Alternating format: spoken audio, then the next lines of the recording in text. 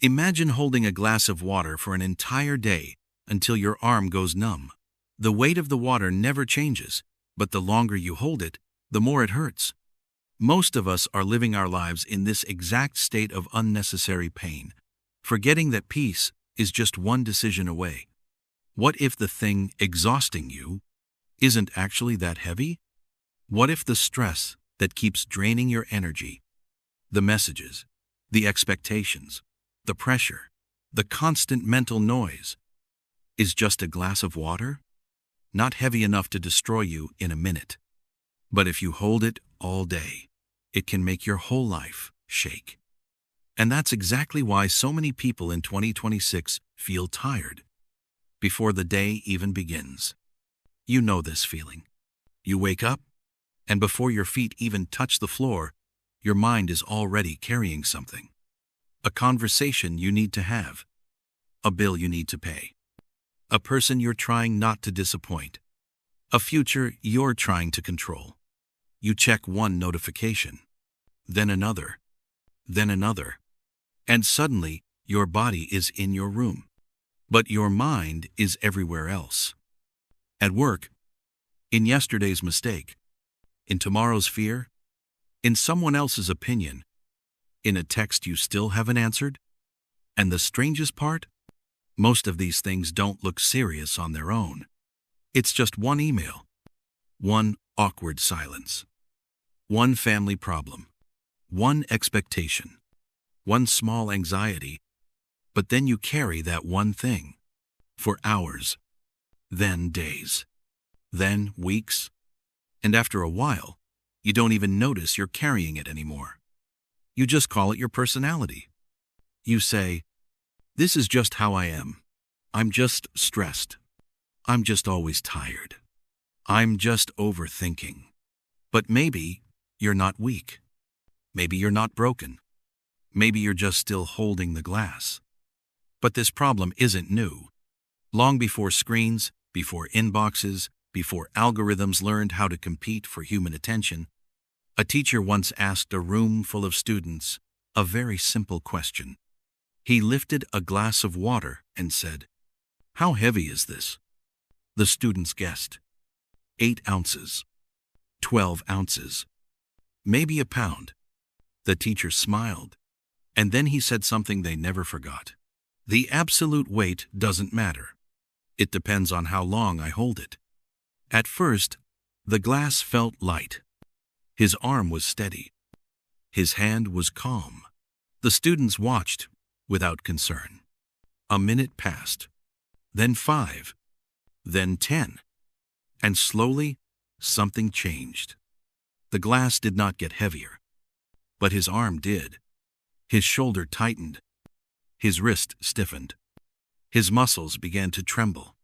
The students leaned forward, because now the lesson was becoming visible. A small burden, held briefly, is manageable. The same burden, held too long, becomes pain.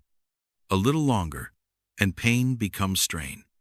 A little longer, and strain becomes numbness. A little longer, and even a strong arm can no longer function the way it was meant to. This is how burden works. Not by arriving as something dramatic, but by staying. Not by crushing you all at once, but by quietly occupying your strength, minute by minute, thought by thought. And this is exactly what happens in the modern mind. You replay a conversation. You hold on to guilt. You keep a problem open in the background of your mind. You never fully leave work. You never fully leave social pressure. You never fully leave survival mode. You eat while thinking. You scroll while worrying. You rest while feeling guilty for resting. Your body may be sitting still, but your mind is still holding weight. And this is where it gets dangerous. Because after enough time, what started as tension becomes identity. You don't just say, "I'm carrying stress." You begin to say, "I am a stressed person."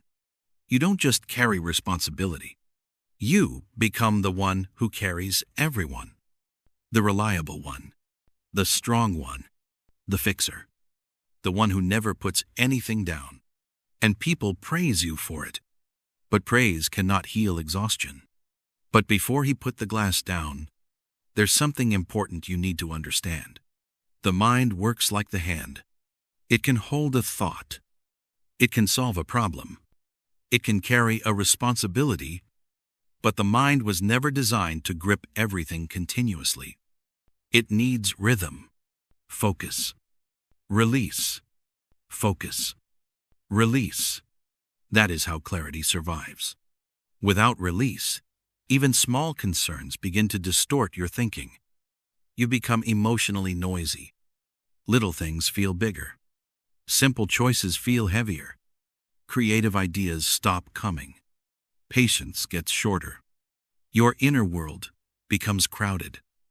Not because life became impossible, but because nothing was ever set down. Think about what happens when you leave too many tabs open on a device. Maybe each tab uses only a little energy, but open enough of them, and the whole system slows down. That is how many people are living now. Too many open loops. Too many unresolved thoughts. Too many silent obligations. You're not only living your life, you're carrying unfinished conversations, imaginary arguments, other people's moods, the pressure to stay relevant, the fear of falling behind. And because these things are invisible, you underestimate them. No one sees the weight of being the emotionally available one. No one sees the cost of always being reachable. No one sees what it does to a mind that never gets to close. But here's what changes everything. The real damage doesn't come from responsibility itself. Responsibility is not the enemy. The problem is uninterrupted responsibility, uninterrupted emotional labor, uninterrupted stimulation, uninterrupted self-pressure. Peace is not found by removing every glass from your life. Peace is found by knowing when to put one down. Then the teacher set the glass on the table. That was it. No dramatic speech. No complicated philosophy. No superhuman strength. He simply put it down, and almost immediately, the strain in his arm began to disappear. The lesson was simple. If you have to carry something again later, that's fine. But first, you must set it down.